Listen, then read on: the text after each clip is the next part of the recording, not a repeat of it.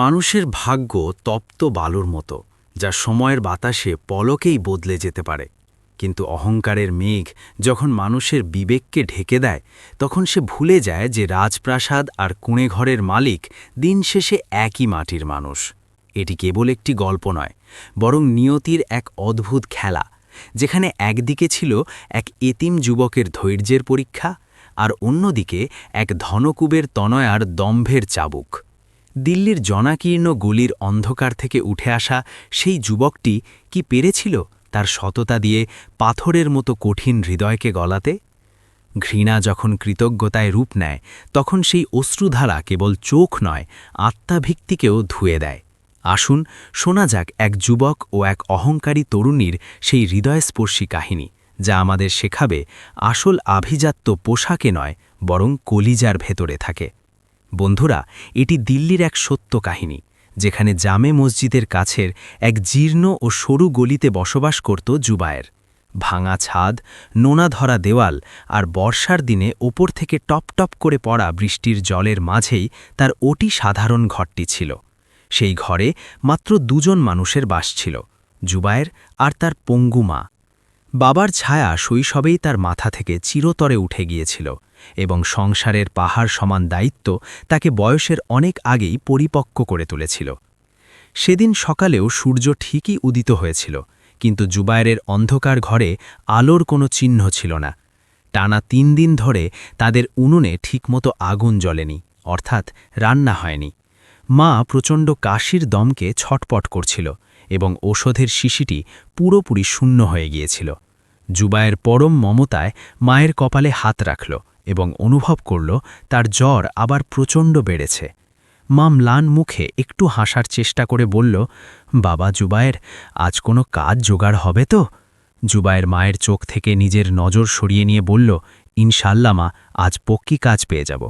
সে তার পুরনো ও জীর্ণ জুতো জোড়া পায়ে গলিয়ে বেরিয়ে পড়ল। তার পকেটে তখন মাত্র 10 টাকা অবশিষ্ট ছিল।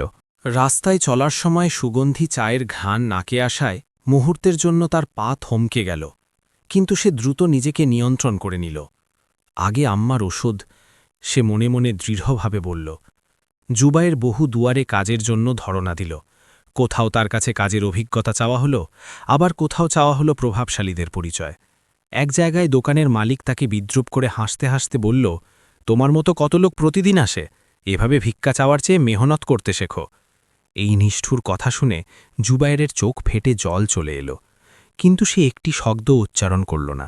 সে জানত, দারিদ্র্যের সবচেয়ে বড় সাজা হল সমাজ তোমাকে মানুষ বলে গণ্য করার আগেই ছোট জাতের বলে ধরে নেয়। দুপুর গড়িয়ে বিকেল হতে চলল, এবং পেটে খিদের জ্বালা আগুনের মতো তীব্র হতে থাকল। সে রাস্তার এক কিনারে ক্লান্ত হয়ে বসে ভাবছিল এখন সে কি করবে। তখনই তার দৃষ্টি সামনে দাঁড়িয়ে থাকা একটি বিশাল কাঁচের অট্টালিকার দিকে গেল। ঝকঝকে কাঁচের দেওয়াল, গেটে পাহারাদার আর দামি পোশাক পরা প্রভাবশালী মানুষের আনাগোনা। সেই দালানের বোর্ডে বড় করে লেখা ছিল সিদ্দিকী গ্রুপ অফ ইন্ডাস্ট্রিজ।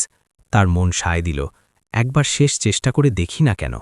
সে সমস্ত সাহস সঞ্চয় করে সদর গেট পর্যন্ত পৌঁছাল।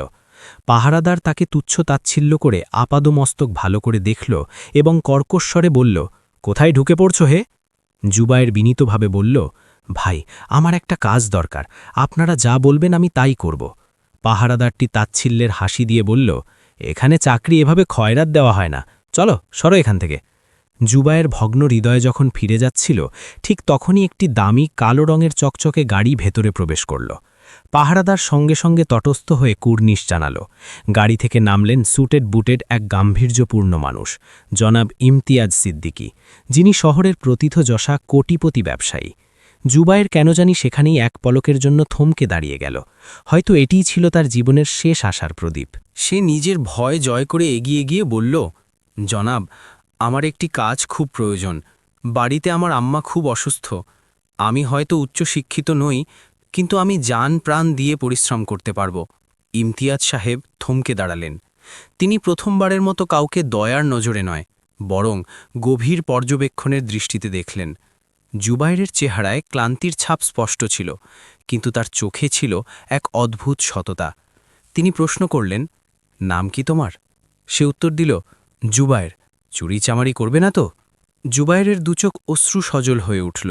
সে বলল, স্যার, না খেয়ে মারা যাব, কিন্তু হারাম ও ভুল পথে পা বাড়াব না। এক মুহূর্তের জন্য সেখানে নিস্তব্ধতা বিরাজ করল। তারপর ইমতিয়াজ সাহেব পাহারাদারকে আদেশ দিলেন, একে ভেতরে নিয়ে যাও। HR বিভাগকে বলো, আমাদের গুদামে একজন বিশ্বস্ত হেল্পার প্রয়োজন। জুবায়ের নিজের কানকেই বিশ্বাস করতে পারছিল না।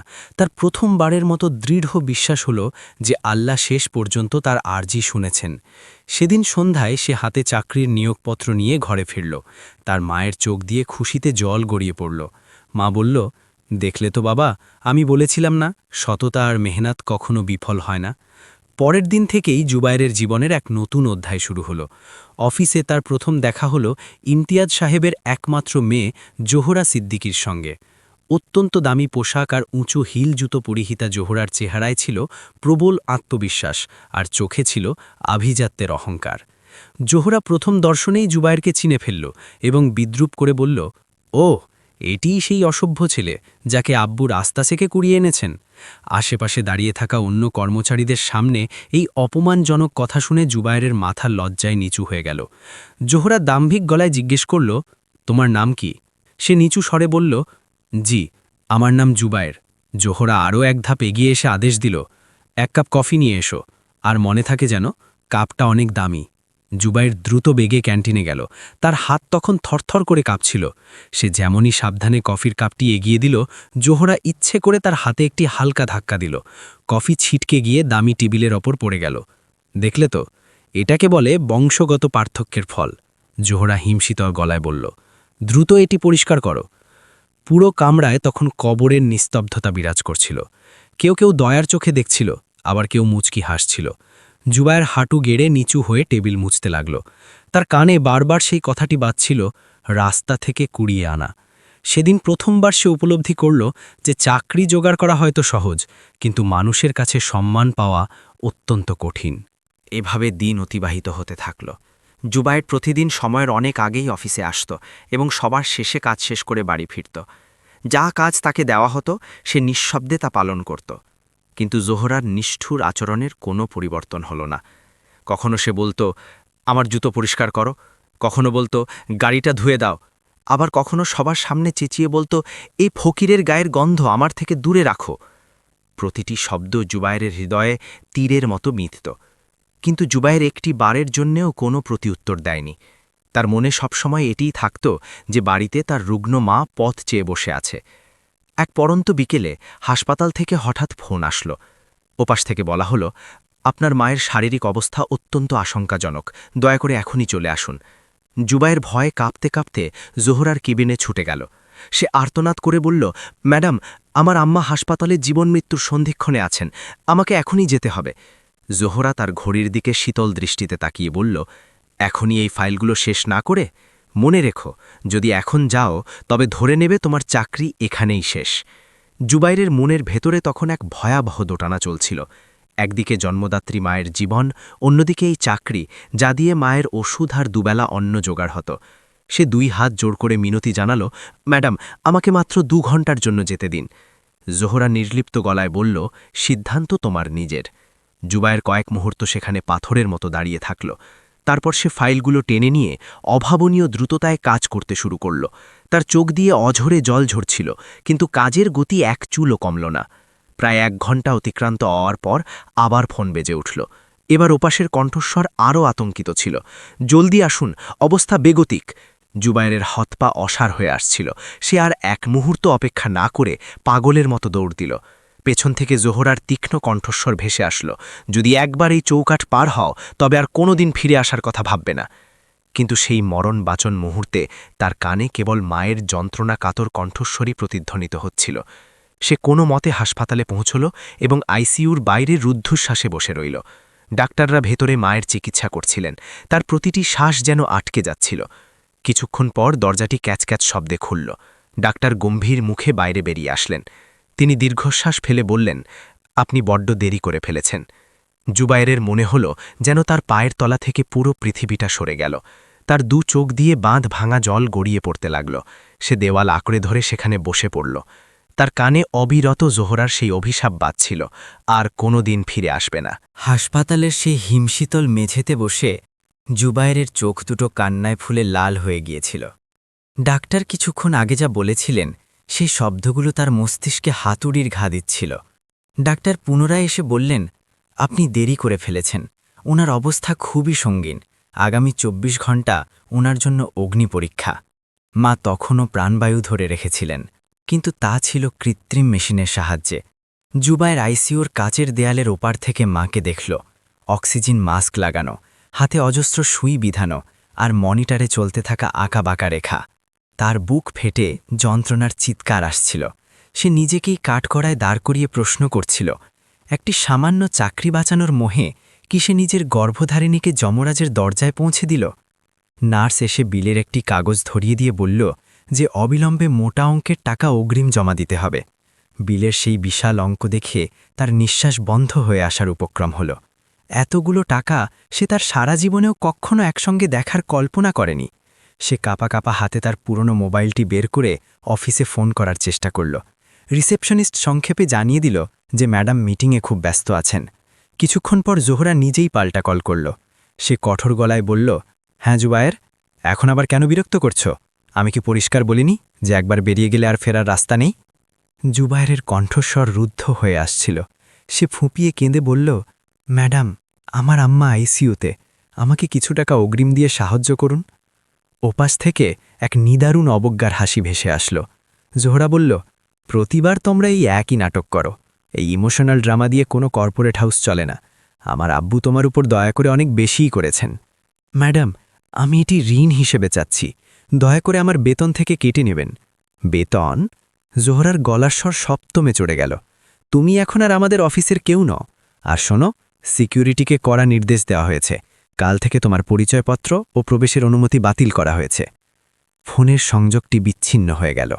জুবায়েরের হাত থেকে ফোনটি মেঝেতে পড়ে গেল। সে ধপাস করে দেওয়ালের সাথে হেলান দিয়ে বসে পড়ল। তার দুই গাল বেয়ে টপ টপ করে জল গড়িয়ে পড়ছিল। কিন্তু এবারের চোখের জলে শুধু দুঃখ ছিল না, ছিল এক আকাশ পরিমাণ অপমান। ঠিক তখনই হাসপাতালের ক্যাশ কাউন্টারে এক প্রবীণ মানুষ এসে দাঁড়ালেন। তিনি নিঃশব্দে জুবায়েরের মায়ের বিলের কাগজটি দেখলেন এবং নিজের ক্রেডিট কার্ডটি এগিয়ে দিলেন। রিসেপশনিস্ট কৌতূহলী হয়ে জিজ্ঞেস করলেন, আপনি এই রোগীর কে হন? সেই মহানুভব ব্যক্তিটি বললেন, আমি ওনাদের পুরনো এক শুভাকাঙ্ক্ষী। জুবায়ের যখন ঘাড় ঘুরিয়ে দেখল, তখন তার বিস্ময়ের সীমা রইল না। সেখানে জনাব ইমতিয়াজ সিদ্দিকী স্বয়ং দাঁড়িয়ে আছেন। তার চোখে আগের সেই কঠোরতা ছিল না, ছিল এক গভীর দুশ্চিন্তা। তিনি অত্যন্ত নরম স্বরে জিজ্ঞেস করলেন, তোমার আম্মা এখন কেমন আছেন? জুবায়ের হাউ হাউ করে কেঁদে তার পায়ে আছড়ে পড়ল। সে বলল, স্যার, আমার চাকরি চলে গেছে, আমার খুব বড় ভুল হয়ে গেছে। ইমতিয়াজ সাহেব পরম মমতায় তাকে আগলে করলেন। তিনি বললেন, এখন এই ছোটখাটো বিষয় নিয়ে ভেবো না, আগে তোমার আম্মা পুরোপুরি সুস্থ হয়ে ঘরে ফিরুক। জুবায়ের যেন বিশ্বাসই করতে পারছিল না যে প্রতিষ্ঠান থেকে তাকে কুকুরের মতো তাড়িয়ে দেওয়া হয়েছে, সেই প্রতিষ্ঠানের সর্বেসর্বা মালিক কোনো কথা না বলে তার বিপুল পরিমাণ বিল মিটিয়ে দিলেন। তবে এই পরোপকারের খবরটি খুব বেশি দিন গোপন থাকল না। পরদিন সকালে যখন জোহরা শুনতে পেল যে তার বাবা সেই তুচ্ছ জুবায়েরের মায়ের বিল পরিশোধ করেছেন, তখন তাদের বাড়িতে এক এলাহি কাণ্ড বেঁধে গেল। জোহরা চিৎকার করে বলল, আব্বু, আপনি যদি এভাবে রাস্তার ফকিরদের দান খয়রাত করতে থাকেন, তবে আমাদের কোম্পানি দেউলিয়া হতে কতক্ষণ? ইমতিয়াজ সাহেব ধীরস্থির কণ্ঠে উত্তর দিলেন, সেই ছেলেটি অতি সৎ ও পরিশ্রমী। যদি তার মা বিনা চিকিৎসায় মারা যেতেন, তবে সেই পাপের ভাগিদার আমরাও হতাম। জোহরার চোখ মুখে তখন রাগের আগুন জ্বলছিল। সে কড়া গলায় বলল, আপনি কি বুঝছেন না, এই নিম্নবিত্ত মানুষগুলো শুধু সুযোগের সদ্ব্যবহার করতে জানে। আপনি তাকে রাস্তা থেকে কুড়িয়ে আনলেন, আর সে প্রথম সুযোগেই ইমোশনাল ব্ল্যাকমেল শুরু করল। ইমতিয়াজ সাহেব এবার একটু শক্ত হয়ে বললেন, জোহরা, প্রতিটি গরিব মানুষই কিন্তু ধোঁকাবাজ হয় না। কিন্তু জোহরার অন্তরে অহংকারের যে বিষবৃক্ষ জন্মেছিল, তা উপড়ানো এত সহজ ছিল না। এদিকে হাসপাতালে উপযুক্ত চিকিৎসায় জুবায়েরের মায়ের অবস্থা ধীরে ধীরে স্থিতিশীল হতে শুরু করল। চিকিৎসকরা জানালেন যে বড় বিপদ কেটে গিয়েছে, কিন্তু এখন প্রচুর বিশ্রাম ও নিয়মানুযায়ী ওষুধের প্রয়োজন। জুবায়ের দীর্ঘ এক প্রশান্তির নিঃশ্বাস ফেলল।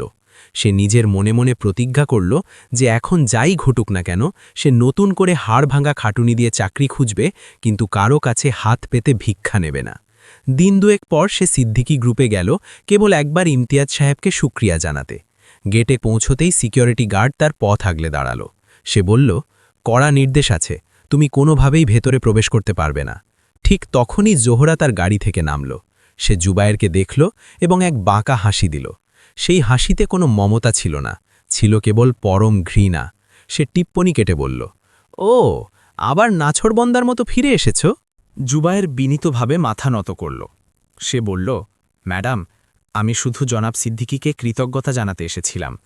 জোহরা একেবারে কাছে এসে অতি নিচু কিন্তু বিদ্রুপাত্মক স্বরে বলল, কৃতজ্ঞতা জানাতে নাকি আরও কিছু হাতিয়ে নিতে? দেখো জুবায়ের, তোমার আসল অবস্থান সেখানেই যেখান থেকে তুমি উঠে এসেছ, আমাদের এই ঝকঝকে অফিসে নয়। অফিসের বেশ কয়েকজন কর্মচারী দূরে দাঁড়িয়ে এই দৃশ্য দেখছিল। জুবায়েরের রাগে মুঠি শক্ত হয়ে আসছিল, কিন্তু সে নিজের ক্রোধ দমন করে চুপ করে রইল। জোহরা পাহারাদারকে নির্দেশ দিল, একে এক্ষুনি ঘাড় ধরে বাইরে বের করে দাও। জুবায়ের নিঃশব্দে ওখান থেকে বিদায় নিল। সেদিন সন্ধ্যায় বাড়ি ফিরে সে তার মায়ের কাছে এই তিক্ততার কথা পুরোপুরি লুকিয়ে গেল। সে হাসি মুখে বলল, আম্মা, আমি খুব শীঘ্রই ভালো কাজ পেয়ে যাব, তুমি কোনো চিন্তা করো না। কিন্তু তার অন্তরে একটি জিদের শিখা দাউ দাউ করে জ্বলতে শুরু করেছিল। সে পুনরায় জান প্রাণ দিয়ে কাজের অনুসন্ধানে নামল। দিনরাত এক করে ছোটখাটো কাজ করতে থাকল। কখনো গুদামে ভারী বোঝা পিঠে তুলল, কখনো ট্রাক ড্রাইভারদের সাথে পণ্য লোডিং আনলোডিং করল। তার আয় হয়তো যৎ সামান্য ছিল, কিন্তু পরিশ্রমের মাত্রা ছিল অমানসিক। ধীরে ধীরে সেই ট্রান্সপোর্ট ব্যবসায় কিছু লোকের সাথে তার সখ্যতা গড়ে উঠল। একজন বড় ট্রান্সপোর্টার তার সততা দেখে মুগ্ধ হয়ে বলল, তোমাকে তো খুব বিশ্বাসী মনে হয়, আমার অফিসের পার্ট টাইম হিসাবপত্রগুলো সামলাতে পারবে? জুবায়ের এক মুহূর্ত দেরি না করে আলহামদুলিল্লাহ বলে রাজি হয়ে গেল। অন্যদিকে সিদ্দিকী গ্রুপে বাতাস খুব দ্রুত বদলাতে শুরু করল। জোহরা একটি বিশাল ব্যবসায়িক চুক্তিতে যথাযথভাবে পরীক্ষা নিরীক্ষা না করেই স্বাক্ষর করে দিয়েছিল। পরে দেখা গেল সেই কোম্পানিটি ছিল এক আস্ত ধোঁকাবাজ। এতে ইমতিয়াজ সাহেবের কোম্পানির কয়েক কোটি টাকার লোকসান হয়ে গেল। ব্যাংক থেকে লিগ্যাল নোটিশ আসা শুরু হলো এবং বাজারে কোম্পানির শেয়ারের দাম হু হু করে পড়তে থাকল। অফিসের কর্মকর্তা কর্মচারীদের মাঝে ফিসফাস শুরু হলো, ম্যাডামের অদূরদর্শিতার কারণেই এই বিপর্যয়। ইমতিয়াজ সিদ্দিকী সাহেব প্রচণ্ড মানসিক চাপে দিন কাটাতে লাগলেন। একদিন অত্যন্ত গুরুত্বপূর্ণ এক বোর্ড মিটিং চলাকালীন তার বুকে তীব্র যন্ত্রণা শুরু হলো। মিটিং মাঝপথে বন্ধ করে তাকে দ্রুত সরিয়ে নিতে হলো। জোহরা জীবনের প্রথমবার প্রবলভাবে আতঙ্কিত হয়ে গেল। সে বাড়িতে গিয়ে দেখল বাবা একরাশ ওষুধ সামনে নিয়ে ম্লান মুখে বসে আছেন। সে খুব নিচু স্বরে জানতে চাইল, আব্বু, আপনি কি একটু ভালো বোধ করছেন? ইমতিয়াজ সাহেব অত্যন্ত ক্লান্ত কণ্ঠে উত্তর দিলেন, মামনি, একটি কোম্পানি কেবল ব্যাংক ব্যালেন্স দিয়ে টিকে থাকে না, এটি বিশ্বাসের শক্তিতে চলে। আর একবার যদি সেই বিশ্বাস ভেঙে চুরমার হয়ে যায়, তবে পুরো সাম্রাজ্য তাসের ঘরের মতো ভেঙে পড়ে। জোহরার মনে প্রথমবারের মতো এক সূক্ষ্ম অনুশোচনা জাগল, যে হয়তো তার কারণেই সবকিছু ওলটপালট হয়ে যাচ্ছে। কিন্তু বড় আঘাতটি তখন আসলো যখন ব্যাংক থেকে চূড়ান্ত সময়সীমা দেওয়া হলো যে 1 মাসের মধ্যে যদি ঋণের কিস্তি শোধ না করা হয়, তবে তাদের সমস্ত স্থাবর অস্থাবর সম্পত্তি ক্রোক করা হবে। জোহরা দিশেহারা হয়ে তার সেই সব বন্ধুদের কল করল যাদের নিয়ে সে আগে অভিজাত পার্টিতে সময় কাটাত। কিন্তু আজ বিপদের দিনে সবাই এক একজন করে নানা বাহানা দেখিয়ে এড়িয়ে গেল। সে এক গভীর রাতে নিজের অফিসের কেবিনে একা বসে অঝরে কাঁদছিল। তার চারপাশে সেই বিলাসবহুল দেওয়ালগুলোই যেন তাকে গ্রাস করতে আসছিল, যেখানে সে একসময় জুবায়েরকে পশুর মতো অপমান করত। তার স্মৃতির পাতায় বারবার জুবায়েরের সেই অসহায় মুখটি ভেসে আসছিল। তার মনে হল জুবায়েরের চোখের সেই অশ্রুধারাই বুঝি আজ তার কাল হয়ে দাঁড়িয়েছে। ঠিক তার পরের দিনই ইমতিয়াজ সাহেবের এক বিশাল হৃদরোগের আক্রমণ হল। তাকে সেই একই হাসপাতালে নিয়ে আসা হলো। হাসপাতালের সেই একই করিডোর আর সেই একই আইসিইউ রুম। জোহরার হাত পা ভয়ে বরফের মতো ঠান্ডা হয়ে আসছিল।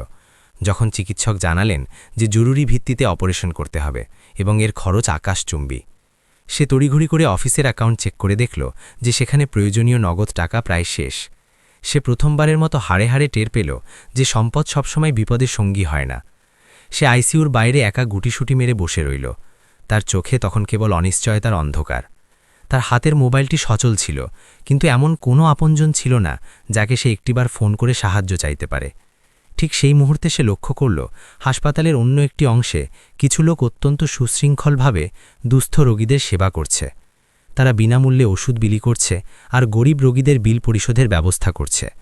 জোহরা কৌতূহলী হয়ে এগিয়ে গিয়ে দেখল সেই সেবামূলক দলের নেতৃত্ব কে দিচ্ছে। তার পা যেন মাটির সাথে গেঁথে গেল। সে দেখল সেই ব্যক্তিটি আর কেউ নয়, সাক্ষাৎ জুবায়ের।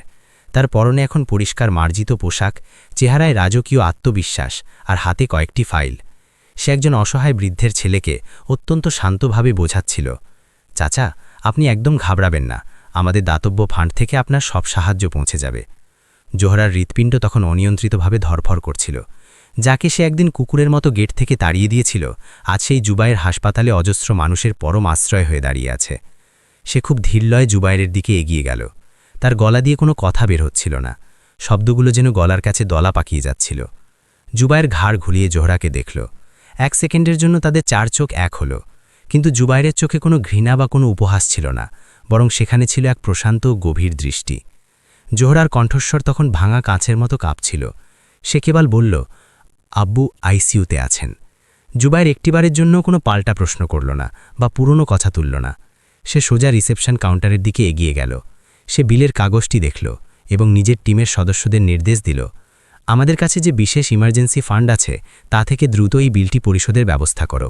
জোহরা পুরো বিষয়টি দেখে বাকরুদ্ধ হয়ে গেল। সে কাঁপা কাঁপা গলায় জিজ্ঞেস করল, তুমি সত্যি আমাকে এই মহাবিপদে সাহায্য করবে? জুবায়ের জোহরার দিকে সরাসরি তাকিয়ে শান্তভাবে বলল, সেদিন আপনার মহানুভব আব্বু আমার মায়ের জীবন ভিক্ষা দিয়েছিলেন। আজ আমি যা করছি সেটি কোনো ঋণ শোধ নয়, এটি হলো স্রেফ ইনসানিয়াত বা মানবতাবোধ। জোহরার 2 চোখ দিয়ে ঝরঝর করে জ্বর পড়তে লাগল। সে জীবনে প্রথমবার হৃদয় দিয়ে উপলব্ধি করল যে যাকে সে এতদিন নগণ্য ও তুচ্ছ মনে করে দূরে সরিয়ে দিয়েছিল, সে আজ তার চেয়ে আত্মিক ও নৈতিকভাবে অনেক উঁচুতে অবস্থান করছে। ইমতিয়াজ সাহেবের অপারেশনের সমস্ত প্রস্তুতি যুদ্ধকালীন তৎপরতায় শুরু হয়ে গেল। জোহরা অবসন্ন হয়ে দেওয়াল ঘেঁষে বসে পড়ল। তার কানে অবিরত নিজের সেই পুরনো কর্কশ শব্দগুলো প্রতিধ্বনি দিচ্ছিল, তোমার জায়গা তো কেবল এই রাস্তার ধুলোয়। আজ সেই রাস্তার ধুলোতেই সে নিজে রিক্ত ও নিঃস্ব হয়ে গালিয়েছিল, একদম একা। ঠিক তখনই অপারেশন থিয়েটারের ওপরে লাল বাতিটি জ্বলে উঠল। দরজাটি ভারী শব্দে বন্ধ হয়ে গেল এবং বাইরে অপেক্ষমান অবস্থায় 2জন ভিন্ন মেরুর মানুষ পাশাপাশি বসে রইল। একজন যে একসময় নিষ্ঠুরভাবে জঘন্য অপমান করেছিল এবং অন্যজন যে সেই চরম অপমানের প্রতিশোধ না নিয়ে দয়া ও ক্ষমার পথ বেছে নিয়েছিল। অপারেশন থিয়েটারের সেই লাল আলোটি যেন যমদূতের মতো এক দৃষ্টে জ্বলছিল। প্রতিটি মুহূর্ত যেন জোহরার নিঃশ্বাসের উপর পাহাড়ের মতো ভারী হয়ে নামছিল। সে চেয়ারে স্থির হয়ে বসে থাকার আপ্রাণ চেষ্টা করছিল, কিন্তু তার মন বারবার সেই রুদ্ধ দরজার দিকে উঁকি দিচ্ছিল, যেখানে তার পরম প্রিয় আব্বু আজ যমরাজের সাথে পাঞ্জা লড়ছিলেন। তার ঠিক সামনে কিছুটা তফাতে জুবায়ের দাঁড়িয়েছিল।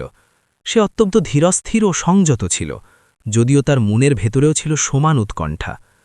প্রায় দীর্ঘ 3 ঘণ্টা পর অপারেশন থিয়েটারের দরজাটি ক্যাচ ক্যাচ শব্দে খুলে গেল।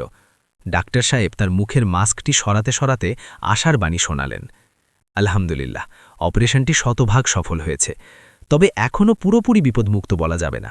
পরবর্তী 48 ঘণ্টা আমাদের খুব সতর্কভাবে পর্যবেক্ষণ করতে হবে। জোহরার চোখ দিয়ে বাঁধ ভাঙা আনন্দাশ্রু ঝরতে লাগল। সে শরীরের ভারসাম্য হারিয়ে দেওয়াল আঁকড়ে ধরল।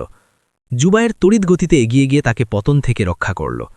সেই কয়েক সেকেন্ডের জন্য তাদের দুজনের মাঝখানের সমস্ত তিক্ত অতীত যেন এক নিমিষে স্তব্ধ হয়ে গেল। জোহরা জীবনে প্রথমবারের মতো তার সমস্ত অহংকার বিসর্জন দিয়ে কোনো বাক্য বিনিময় ছাড়াই কেবল গভীর কৃতজ্ঞতাপূর্ণ দৃষ্টিতে জুবায়েরের দিকে তাকিয়ে রইল। আইসিইউর বাইরে বসা অবস্থায় জোহরার কণ্ঠস্বর তখনও অস্পষ্টভাবে কাঁপছিল। সে অস্ফুট স্বরে জিজ্ঞেস করল, তুমি কেন আমাকে আবারও সাহায্য করতে এগিয়ে আসলে? জুবায়ের মাটির দিকে তাকিয়ে অত্যন্ত মৃদু স্বরে উত্তর দিল, কারণ আপনার আব্বুও আমার বিপদে ঠিক এভাবেই দাঁড়িয়েছিলেন। সেদিন যদি তিনি এগিয়ে না আসতেন, তবে হয়তো আমার আম্মা আজ আর। সে তার কথাটি শেষ করতে পারল না। কণ্ঠস্বর রুদ্ধ হয়ে আসল। এক দীর্ঘ নীরবতা দুজনের মাঝে নেমে আসল। পরবর্তী 2 দিন যেন ঝড়ের মতো কেটে গেল। হাসপাতালের ফর্ম্যালিটি পূরণ করা, জরুরি ওষুধের যোগান দেওয়া আর বারবার ডাক্তারের পরামর্শ নেওয়ার কাজে জুবায়ের ছায়ার মতো পাশে রইল। সে কোনো প্রকার দম্ভ বা লোক দেখানো আচরণ ছাড়াই প্রতিটি কাজে নিজেকে উজাড় করে দিল। তার এনজিওর কর্মীরাও আপ্রাণ চেষ্টা করছিল। হাসপাতালের ছোট বড় সমস্ত স্টাফরা পর্যন্ত বলাবলি করতে লাগল, এই ছেলেটি সত্যিই সোনার কলিজার অধিকারী, সে অন্তরের দিক থেকে রাজপুত্র। 3য় দিন ভোরে ইমতিয়াজ সাহেব ধীরে ধীরে জ্ঞান ফিরে পেলেন। তিনি খুব কষ্টে চোখ মেলে তাকালেন। তার সামনেই জোহরা দাঁড়িয়েছিল, তার চোখ দুটো কান্নায় ফোলা, মাথার চুল অভিন্যস্ত, আর পুরো চেহারায় এক চরম ক্লান্তি। তার ঠিক পাশেই জুবায়ের দাঁড়িয়েছিল। ইমতিয়াজ সাহেব অত্যন্ত ক্ষীণ স্বরে জানতে চাইলেন, মামনি, অফিস সব ঠিক আছে তো? জোহরার মাথা লজ্জায় মাটির সাথে মিশে গেল। সে ফ্যাঁসফ্যাঁসে গলায় বলল, না আব্বু, আমার ভুলের কারণে অপূরণীয় ক্ষতি হয়ে গেছে। ইমতিয়াজ সাহেবের নজর জুবায়েরের ওপর পড়ল। তিনি অবাক হয়ে বলতে চাইলেন, তুমি? জুবায়ের পরম শ্রদ্ধায় মাথা নিচু করে বলল, আপনি এখন একদম চিন্তা করবেন না স্যার, আপনার দোয়ায় বাটি সব ঠিক হয়ে যাবে। জোহরা সেদিন গভীরভাবে অনুভব করল যে জুবায়েরের হৃদয় তার প্রতি বিন্দুমাত্র কোনো ক্ষোভ বা অভিযোগ ছিল না। সেখানে কোনো শ্লেষ কিংবা বিদ্রুপ ছিল না, ছিল কেবল অকৃত্রিম দায়িত্ববোধ। হাসপাতাল থেকে ছাড়া পাওয়ার পর ইমতিয়াজ সাহেব নিজের বাড়িতে ফিরলেন, কিন্তু অফিসের অবস্থা দিন দিন আরও শোচনীয় হয়ে উঠছিল।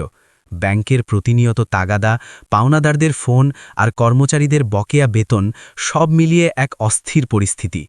জোহরা প্রতিটি মুহূর্তে নিজেকেই অপরাধী মনে করছিল। সে বুঝতে পারছিল না যে এই ধ্বংসস্তূপের কোথ থেকে নতুন করে কাজ শুরু করবে। এক বিকেলে সে নিঝুম অফিসের কেবিনে একা বিষণ্ণ মনে বসেছিল। এটি সেই একই রাজকীয় কেবিন যেখানে সে একদা জুবায়েরকে পশুর চেয়েও অধম ভেবে ধমকাত। তার স্মৃতির আয়নায় সেই জঘন্য দৃশ্যগুলো ভেসে উঠছিল। ইচ্ছে করে কফি ফেলে দেওয়া, সহকর্মীদের সামনে চরম হেনস্থা করা, আর তাকে রাস্তা থেকে কুড়িয়ে আনা বলে চিৎকার করা। আজ সেই পুরনো কথাগুলোই তাকে অদৃশ্য চাবুকের মতো আঘাত করছিল। এমন সময় দরজায় হালকা টোকা পড়ল। জুবায়ের ভেতরে প্রবেশ করল। জোহরা চমকে উঠে দাঁড়িয়ে গেল। সে বিস্ময়ে বলল, তুমি এই অসময়ে এখানে? জুবায়ের শান্ত ও পেশাদার স্বরে বলল, জনাব সিদ্দিকী আমাকে ডেকেছিলেন অফিসের কিছু পুরনো দলিল ও গুরুত্বপূর্ণ কাগজ পর্যালোচনা করার জন্য। জোহরা চেয়ার কেকে উঠে দাঁড়িয়ে আমতামতা করে বলল, আমি আসলে তোমার সাথে একটু একা কথা বলতে চাইছিলাম। কয়েক মুহূর্ত দুজনেই পাথরের মূর্তির মতো নীরব হয়ে রইল। জোহরার গলা আজ কান্নায় ভারী হয়ে আসছিল। সে সাহস সঞ্চয় করে বলল, আমি তোমার সাথে যা যা করেছি তা ছিল অমার্জনীয় অন্যায়। তখন আমার ধারণা ছিল টাকাই পৃথিবীর সব কিছু, এবং যার সম্পদ নেই সে মানুষই নয়। কিন্তু আজ এই বিপদে যখন তথাকথিত আপনজনরা মুখ ফিরিয়ে নিল, তখন হাড়ে হাড়ে টের পেলাম সত্যিকারের সম্পদ আসলে কি। জুবায়ের তার চোখের দিকে স্থির দৃষ্টিতে তাকাল। সেখানে এখন আর কোনো দম্ভের ছায়া নেই, আছে কেবল এক অকপট অনুশোচনা। জোহরা সজল চোখে বলল, দয়া করে আমাকে তোমার সেই বড় মন দিয়ে মাফ করে দাও। জুবায়ের এক দীর্ঘ ও গভীর দীর্ঘশ্বাস ছাড়ল। সে ধীরস্বরে বলল, মাফ করে দেওয়া হয়তো সহজ কাজ, কিন্তু সেই যন্ত্রণার স্মৃতিগুলো মুছে ফেলা অসম্ভব। আপনি সেদিন আমাকে শুধু অপমানই করেননি, বরং বারবার আমার অযোগ্যতা আর দারিদ্র্য নিয়ে বিদ্রূপ করে আমার অস্তিত্বকে ছোট করেছিলেন। জোহরা অঝরে কাঁদতে কাঁদতে বলল, আমি সত্যিই নিজেকে আমূল বদলে ফেলতে চাই, কিন্তু আমাকে পথ দেখাবে কে? জুবায়ের এক মুহূর্ত ভেবে সরাসরি উত্তর দিল, পরিবর্তন কেবল মুখের কথায় আসে না, পরিবর্তন আসে জীবনের সাহসী সব সিদ্ধান্তে। সেই রাতেই জোহরা এক কঠিন ও সাহসী সিদ্ধান্ত গ্রহণ করল। সে ঠিক করল, এখন থেকে সে কেবল মালিকের মেয়ে হয়ে নয়, বরং একজন সাধারণ কর্মীর মতো মাটিতে নেমে কোম্পানিকে টেনে তুলবে। পরদিন সকালেই সে অফিসের সকল স্তরের কর্মচারীদের এক জরুরি সভা ডাকল। সবাই উৎসুক ও অবাক হয়ে জোহরার দিকে তাকিয়ে রইল।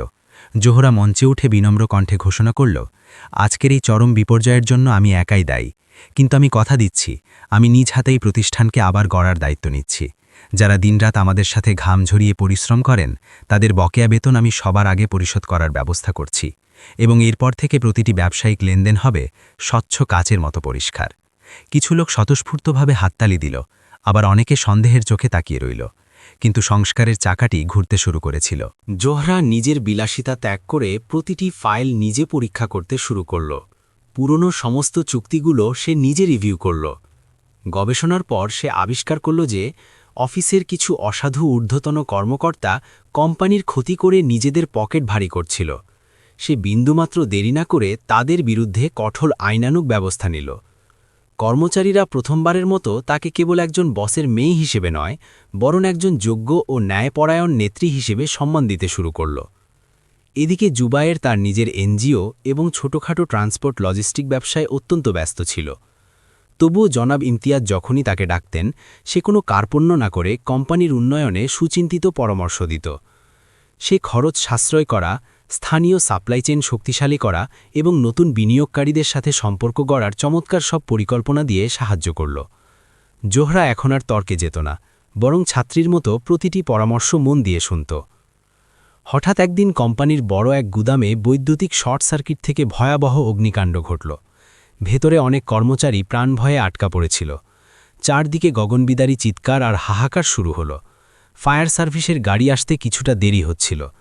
জোহরা নিজের প্রাণের মায়া ত্যাগ করে জ্বলন্ত গুদামের ভেতরে দৌড়ে প্রবেশ করল। সে ঘন ধোঁয়ার মাঝ থেকে জীবনের ঝুঁকি নিয়ে দুজন কর্মচারীকে অক্ষত অবস্থায় বাইরে বের করে আনল। তৃতীয় একজনকে উদ্ধার করতে যাওয়ার সময় আগুনের লেলিহান শিখায় তার ডান হাতটি প্রচণ্ডভাবে পুড়ে গেল। বাইরে দাঁড়িয়ে থাকা লোকজন চিৎকার করে বলছিল, ম্যাডাম, দয়া করে বাইরে চলে আসুন, আপনার প্রাণের ঝুঁকি আছে। কিন্তু সে ততক্ষণ পর্যন্ত ক্ষান্ত হল না যতক্ষণ না শেষ মানুষটিকে নিরাপদ স্থানে পৌঁছে দেওয়া হলো। যখন অ্যাম্বুলেন্স আসলো তখন জোহরা ব্যথায় আর ধোঁয়ায় অজ্ঞান হয়ে পড়েছিল। হাসপাতালের সাদা বেডে শুয়ে থাকা জোহরার ডান হাতে তখন মোটা ব্যান্ডেজ জড়ানো ছিল। জুবায়ের তার শিওরে পাথরের মতো দাঁড়িয়েছিল। ডাক্তার আশ্বাস দিলেন যে প্রাণের ভয় নেই, কিন্তু আগুনের ক্ষতটি বেশ গভীর। জোহরা ধীরে ধীরে চোখ মেলল। সে খুব অস্ফুট স্বরে জিজ্ঞেস করল, সবাই সুস্থ আছে তো? কারো কিছু হয়নি তো? জুবায়েরের চোখ তখন জলে ছলছল করছিল। সে মাথা নেড়ে বলল, আলহামদুলিল্লাহ, সবাই একদম ঠিক আছে। জোহরা ম্লান হেসে তার দিকে তাকিয়ে বলল, আগে আমি কেবল মানুষকে অবজ্ঞা করতাম আর তাদের জীবন তুচ্ছ মনে করতাম। আজ প্রথমবার অনুভব করলাম কারো জন্য কিছু ত্যাগ করতে পারার আনন্দটা কতখানি। জুবায়েরের মনের ভেতরে জমানো শেষ বরফটুকুও গলে জল হয়ে যাচ্ছিল। সে মনে মনে উপলব্ধি করল যে অহংকারী জোহরা আজ ধ্বংস হয়ে গেছে এবং তার জন্ম হয়েছে এক নতুন পরোপকারী জোহরার। কিছুদিন পর জোহরা সুস্থ হয়ে যখন অফিসে ফিরে আসলো, তখন সমস্ত কর্মচারী সারিবদ্ধভাবে দাঁড়িয়ে তাকে উষ্ণ অভিবাদন জানালো। যাদের সামনে সে একসময় জুবায়েরকে অমানুষিক অপমান করেছিল, আজ সেই মানুষগুলোই তাকে পরম শ্রদ্ধা ও ভালোবাসার চোখে দেখছিল। ইমতিয়াজ সিদ্দিকী সাহেব এক শান্ত সন্ধ্যায় দুজনকে নিজ হাতে চা খেতে ডাকলেন। তিনি আবেগজড়িত কণ্ঠে বললেন, আমি আমার সারা জীবনে অগাধ সম্পদ অর্জন করেছি, কিন্তু আজ জীবনের প্রান্তে দাঁড়িয়ে বুঝলাম সত্যিকারের সম্পদ হল সৎ ও নির্লোভ মানুষ। আর জুবায়ের, তুমি এই দুর্দিনে আমাদের জন্য যা করেছ তা আমার পক্ষে কোনো দিনও শোধ করা সম্ভব নয়। জোহরা মাথা নিচু করে জুবায়েরের দিকে তাকাল। সে অত্যন্ত করুণ কণ্ঠে বলল, আমরা কি নতুন করে বন্ধুত্বের হাত মেলাতে পারি? জুবায়ের ম্লান হাসল। সে বলল, বন্ধুত্ব তো কেবল সমমর্যাদার মানুষদের মাঝে হয়। জোহরা তার পোড়া হাতটি বাড়িয়ে দিয়ে বলল, তাহলে চলো আজ থেকে আমরা আত্মার দিক দিয়ে সমান সমান হই। কয়েক মুহূর্তের সেই ভারী নিস্তব্ধতা ভেঙে জুবায়ের জোহরার সেই বাড়ানো হাতটি নিজের হাতের মুঠোয় নিল। এই হাত মেলানো কেবল সাধারণ কোনো ক্ষমা প্রার্থনা ছিল না, এটি ছিল এক নতুন অপবিত্র অধ্যায়ের শুভ সূচনা। সময় নদীর স্রোতের মতো বয়ে যেতে লাগল, কিন্তু এখনকার প্রতিটি দিন আগের মতো বিষাদময় ছিল না। সিদ্দিকী গ্রুপে এক অভূতপূর্ব পরিবর্তন দৃশ্যমান হল। যেখানে আগে ছিল কেবল ক্ষমতার দাপট আর কৃত্রিমতা, সেখানে এখন ঠাঁই করে নিয়েছে স্বচ্ছতা আর অগাধ বিশ্বাস। জোহরা এখন আর কেবিনে বসে হুকুম দেওয়ার মতো বস থাকল না। সে নিজে নিয়মিত কাজের তদারকি করতে ফ্লোরে যেত, সাধারণ কর্মীদের সাথে বসে কথা বলত, তাদের অভাব অভিযোগ নিজের কানে শুনত। যারা একসময় তাকে প্রচণ্ড ঘৃণা করত, তারাই এখন শ্রদ্ধার সাথে বলত, ম্যাডাম সত্যি আজ একজন খাঁটি মানুষে পরিণত হয়েছেন। জুবায়ের দূর থেকে জোহরার এই আমূল পরিবর্তন দেখে মনে মনে তৃপ্তি পেত। সে জানত যে মানুষের বাহ্যিক রূপ বদলানো সহজ, কিন্তু আত্মার রূপান্তর ঘটাতে গেলে ধৈর্যের প্রয়োজন হয়। একদিন ব্যাংকের কর্মকর্তাদের সাথে সেই চূড়ান্ত বৈঠকটি অনুষ্ঠিত হল। যদি আজকের সেই নতুন বিনিয়োগ পরিকল্পনাটি গৃহীত না হতো, তবে কোম্পানির সমস্ত সহায় সম্পত্তি পানির দরে নিলাম হয়ে যেত। বোর্ডরুমে তখন উত্তেজনায় সবার ঘাম ঝরছিল। ব্যাংক কর্মকর্তারা কঠোর ও গম্ভীর মুখে বললেন, আপনাদের অফিসের গ্রহণযোগ্যতা তলা নিতে গিয়ে ঠেকেছে, আমাদের এখন বড় কোনো নিশ্চয়তা প্রয়োজন। জোহরা এক বুক গভীর নিঃশ্বাস নিল এবং তার প্রেজেন্টেশনটি শুরু করল। সে অত্যন্ত সাহসিকতার সাথে নিজের অতীতের অদূরদর্শিতার কথা সবার সামনে কবুল করল।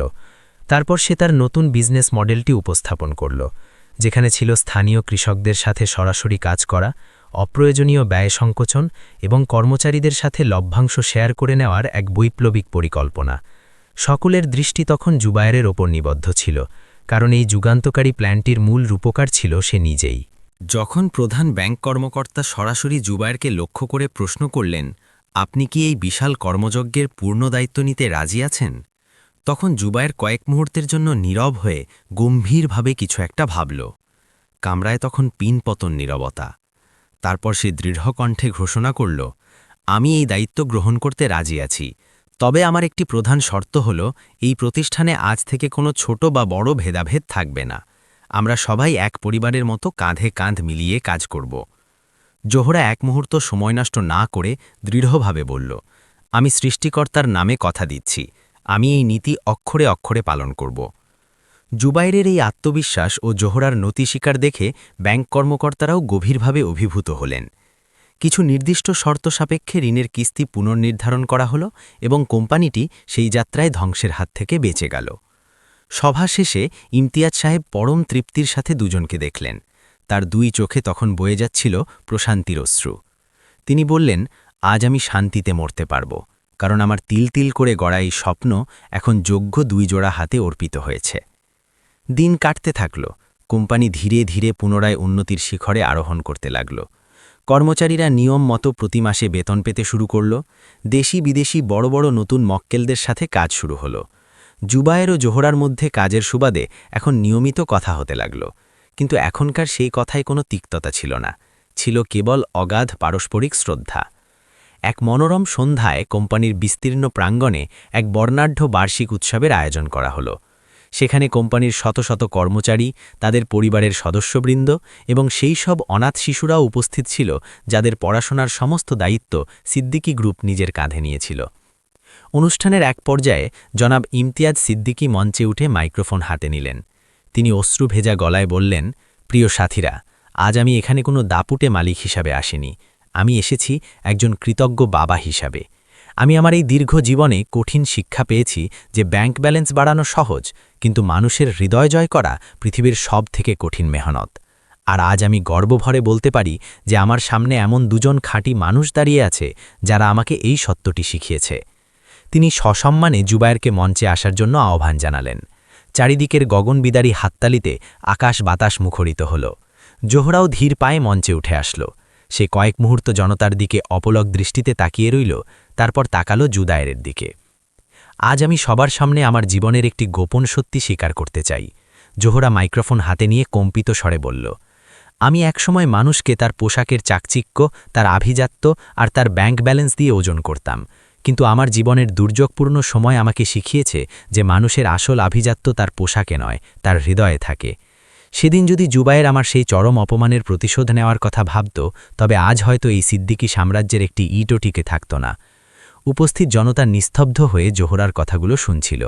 জোহরা আরও যোগ করল, জুবায়ের, তুমি কেবল আমাকে ক্ষমাই করনি, বরং তুমি আমাকে এক নতুন মানুষ হয়ে বেঁচে থাকার আলো দেখিয়েছ। জুবায়ের জোহরার দিকে তাকাল। তার চোখে আজ কোনো পুরনো ক্ষতের চিহ্ন ছিল না, সেখানে ছিল কেবল এক গভীর সহমর্মিতা ও আপনত্বের অনুভূতি। অনুষ্ঠানমালা শেষ হওয়ার পর মাঝরাতের সেই মায়াবী নিস্তব্ধতায় দুজনে কোম্পানির সুউচ্চ ছাদে গিয়ে দাঁড়াল। নিচে তাকালে দেখা যাচ্ছিল প্রাঙ্গণের সেই উৎসবের আলোগুলো মিটমিট করে জ্বলছে। জোহরা অত্যন্ত মৃদু ও অনুচ্চস্বরে জিজ্ঞেস করল, তোমার কি সত্যি কোনোদিন মনে হয়েছিল যে আমাদের দুই ভিন্ন মেরুর জীবন এভাবে এক বিন্দুতে এসে মিলবে? জুবায়ের মুচকি হেসে আকাশের দিকে তাকাল। সে বলল, সত্যি বলতে কি, আমি কখনোই এমন কিছু কল্পনা করিনি। আমার জীবনের লক্ষ্য ছিল কেবল মায়ের সেবা করা আর হাড় ভাঙা খাটুনি দিয়ে দুমুঠো ভাত জোগাড় করা। বাকিদা কিছু ঘটেছে, তা ছিল স্রেফ মহাপ্রভুর এক নিপুণ পরিকল্পনা। কিছুক্ষণ দুজনের মাঝে এক চমৎকার নিস্তব্ধতা বিরাজ করছিল। চারপাশের হিমেল বাতাস বয়ে যাচ্ছিল। জোহরা অনেক সাহস সঞ্চয় করে আজ তার মনের সুপ্ত কথাটি প্রকাশ করল। জুবায়ের, আমি এখন থেকে তোমার সাথে কেবল ব্যবসায়িক অংশীদার হিসেবে নয়, বরং জীবনের শেষ নিঃশ্বাস পর্যন্ত অর্ধাঙ্গিনী হিসেবে চলতে চাই। তবে সব সিদ্ধান্তই তোমার। যদি তুমি মনে করো যে আমার অতীতের সেই কুৎসিত আচরণ তুমি ভুলতে পারছ না, তবে আমি তোমার সিদ্ধান্ত মেনে নিয়ে সরে যাব। এটি সেই একই জোহরা সিদ্দিকী যে কিনা একদিন তাকে ঘাড় ধরে অফিস থেকে বের করে দিয়েছিল। আজ সেই উদ্ধত মেয়েটি তার সামনে সমস্ত অহংকার বিসর্জন দিয়ে অতি নগণ্য হয়ে দাঁড়িয়েছিল। কোনো দাপট নেই, নেই কোনো কৃত্রিমতা। জুবায়ের জোহরার অশ্রু সজল চোখের দিকে তাকিয়ে রইল। তার স্মৃতিতে একে একে ভেসে আসল সেই সব বিষাদময় মুহূর্তগুলো যখন সে হাসপাতালের মেঝেতে ডুকরে কাঁদছিল। আবার তার চোখের সামনে ভেসে আসল জোহরার সেই জ্বলন্ত আগুনের মাঝে ঝাঁপ দেওয়ার বীরত্বপূর্ণ দৃশ্যটি। সময় ও পরিস্থিতি সত্যি এই দুজন মানুষকে দুই প্রান্ত থেকে টেনে এক জায়গায় নিয়ে এসেছে। সে ধীরস্থির কণ্ঠে পরম মমতায় বলল, অতীত আমাদের কেবল আঘাত দেয় না, এটি আমাদের গড়তে শেখায়। যদি একসাথে পথ চলতে হয় তবে সেটি হবে কেবল সমান সম্মান আর নিঃস্বার্থ ভালোবাসার ভিত্তিতে। জোহরার চোখ থেকে আনন্দের অশ্রু ঝরঝর করে গড়িয়ে পড়ল এবং সে জুবায়েরের বলিষ্ঠ হাতটি শক্ত করে আঁকড়ে ধরল। এর কয়েক মাস পরেই কোনো আড়ম্বর ছাড়াই অত্যন্ত সাধাসিধে এক বিবাহ অনুষ্ঠানের আয়োজন করা হলো। কোনো বিলাসবহুল 5 স্টার হোটেলে নয়, বরং কোম্পানির সেই অনাথ শিশুদের মাঝেই বিবাহের প্যান্ডেল সাজানো হলো। উপস্থিত ছিল কোম্পানির সকল স্তরের সাধারণ কর্মচারীরা।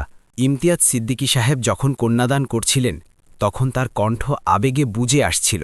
তিনি বললেন, আলহামদুলিল্লাহ, আজ আমার মেয়ে কোনো রাজপ্রাসাদে যাচ্ছে না, সে যাচ্ছে একটি রাজকীয় পবিত্র হৃদয়ের আলয়ে। চারদিক থেকে ফুলের পাপড়ি বর্ষিত হতে লাগল, আর মানুষের দোয়ায় আকাশ মুখরিত হল। জুবায়েরের আম্মার চোখে তখন ছিল পরম তৃপ্তির আনন্দাশ্রু। জোহরার চেহারায় উদ্ভাসিত হয়েছিল সেই স্বর্গীয় হাসি যা আগে কোনোদিন দেখা যায়নি। দুজন মানুষ যাদের মাঝে একসময় সাগর সম ব্যবধান আর ঘৃণা ছিল, আজ তারা সম্মান আর ভালোবাসার এক পবিত্র বন্ধনে একীভূত হল। দিন গড়িয়ে বছর গেল। তারা দুজনে মিলে সেই ভঙ্গুর কোম্পানিকে দেশের অন্যতম সফল প্রতিষ্ঠানে রূপান্তর করল।